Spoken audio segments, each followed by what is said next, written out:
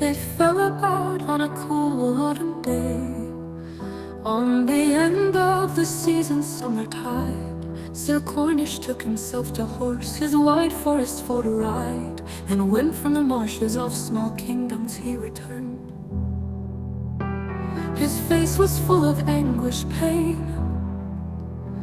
and speedily he saw the ear of his cousin Gaelic the mage. "Oh dear cousin, now your counsel give. My heart is wondrous sore. The fearful choice of life and death now lies your king before.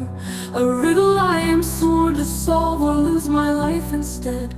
Shall I lose honor, faith, and friend, or shall I lose my head? My liege, cape of white, sash of gold, I saw mounted with saddle of silver, as faint as a whisper, breath from thy lungs stripped away, of your handsome features, precious and gay. Come kiss me as gentle as dewdrops, my heart for shall never cease to stop. When I came to small kingdoms, a black knight cried me stand. He struck me from my horse, and then my sword he did demand. I've bested you, O king, he said, and now I'll have your head, and on your throne I'll sit within the hour that you are dead. Or else you may ransom give, though not in silver pay. A riddle you must answer me, or die upon my blade. I begged a boon for any time, the answer for to find. For surely one in all my realm would know the villain's mind. Give me oath you will return by noontide summer day. A riddle you must answer me, or die upon my blade. I begged a boon for any time, the answer for to find. For surely one in all my realm would know the villain's mind. Give me oath you will return by noontide summer day, and answer me this question bold, or with your life you'll pay. Bring me word what thing it is that women most desire. This shall thy ransom be, O king, I'll have no other hire. As I rode back with heavy heart, I came upon a green glade, and there did sit a lovely beast, was dressed like any maid. She wore a dress once of silk, but now it be tattered as of rancid milk. And there I should have set her mouth, and there was set her black eye, the other in her forehead fast, and both did me espy. Her nose was flat as any pig's, her mouth a toothless maw. A worse formed lady than she was no mortal ever saw. She raised herself on crooked legs, it made a bone-cracking keg, upon which her hair was milky brown, nothing but a frown. My liege, cape of white, sash of gold, I saw mounted with saddle of silver, as faint as a whisper, breath from thy lungs stripped away, of your handsome features, precious and gay. Come kiss me as gentle as dewdrops, my heart for shall never cease to stop.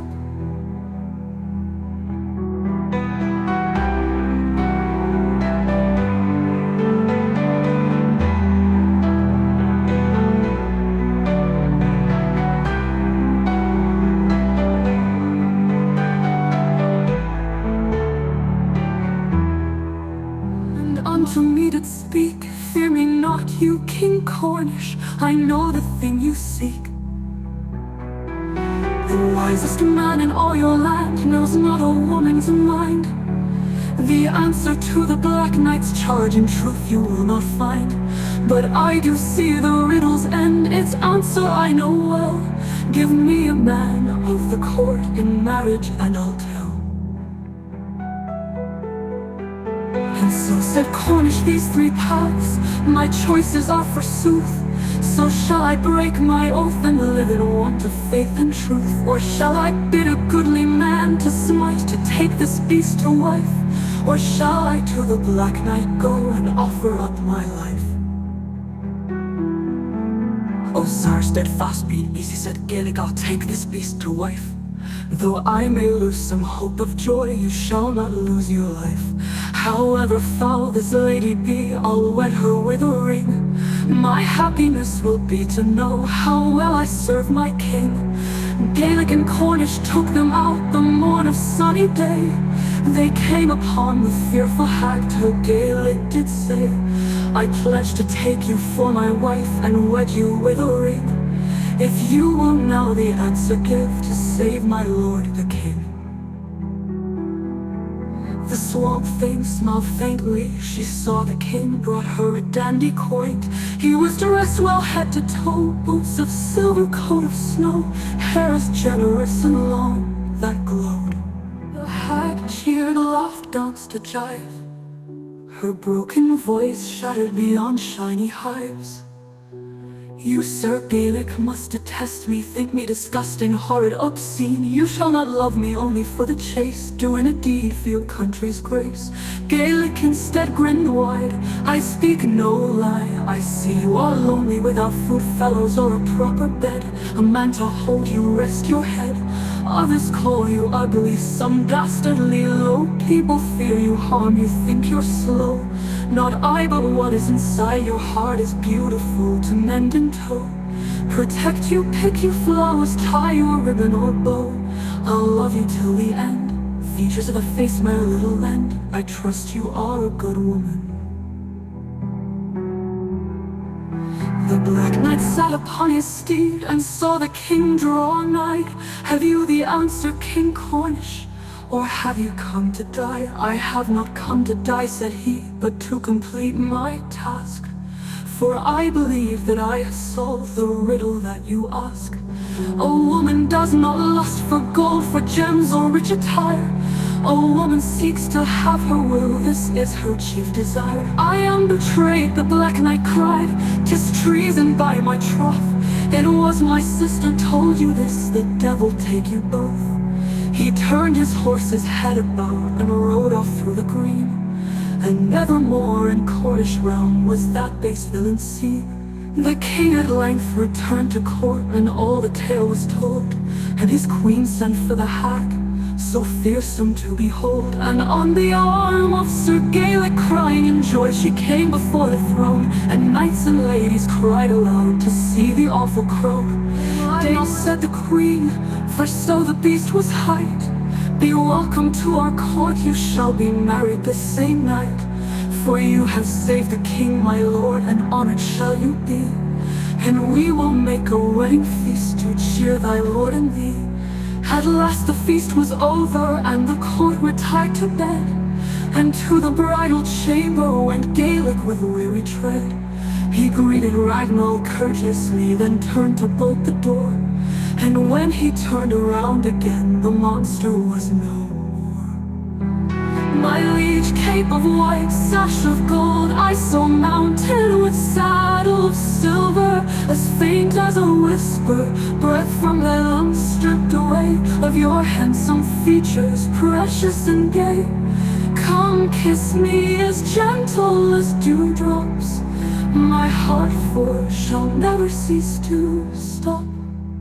Where there had stood a loathly hag, a maiden had her place, with 20 maidens rightful share of beauty and of grace. What sorcery is this, he cried as he beheld the scene. How is it now you wear a form as comely as a queen? 'Tis sorcery indeed, she said, a curse upon me lays, and causes me like fiend to walk for half of all my days.